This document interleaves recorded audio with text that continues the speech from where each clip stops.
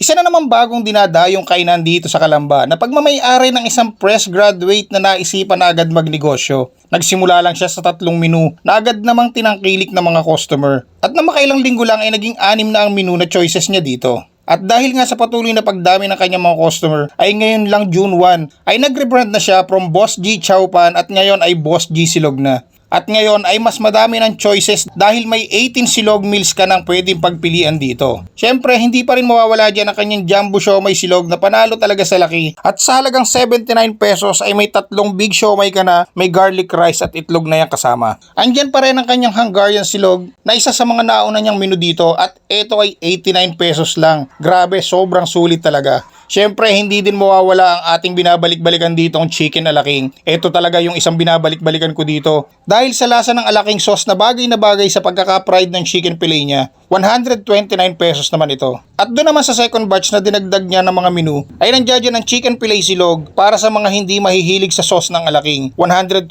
pesos din yan. Syempre, hindi din mawawala ang napakasarap na pork tonkatsu silog. Panalong panalo with lechon sauce. Ito naman ay 139 pesos. Available din dito ang kanyang chicken inasal silog. Lasang lasa mo sa manok ang marination nito at nagkakahalaga lang ito ng 149 pesos. Oo, tama kayo sa narinig nyo. Silog na siya ngayon. Yung dating chowpan na kasama ng mga ino-order nyo rito ay naging silog meals na. Pero available pa din ang chowpan rice nila dito sa mga gustong umorder. At dito naman tayo dumako sa mga bagong menu na nadagdag sa kanya. Simulan na lang natin dito sa kanyang chicken nugget silog. 99 pesos lang yan, matitikman mo na siya dito. Isa din sa mga nadagdag pa dito ay ang kanyang tocino silog na nagkakahalaga ng 104 pesos naman per serving. Syempre, pag sinabi mo silog meals, hindi mawawala dyan ang tapa silog na one of our favorite silog meals. At ito naman ay 109 pesos lang. At kung sisig lover ka naman, napakarami mo namang magiging choices ng sisig dito. Nandiyan ang kanilang pork sisig silog na nagkakahalaga ng 109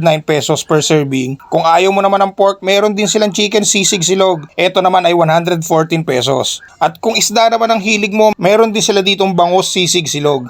Ito first time ko makatikim ng bangus sisig at okay din pala ang lasa nito. Kaya naman kung ito ang trip mo, meron din yan dito. 119 pesos naman yan. O wait lang, hihinga lang muna ako dahil sa sobrang daming foods dito, mabubusog ka talaga ng gusto. Nagustuhan ko din yung fish tofu silog nila, partner with sweet chili sauce. Ito grabe talaga to, not just an ordinary tofu taste. Kaya naman magugustuhan mo din talaga ito. 119 pesos naman yan. Sunod naman natin itong kanilang chicken tempura silog. Ito grabe, sulit na sulit ang serving nito. Panalo to kahit anong sauce ang i-partner mo dito. 129 pesos per serving.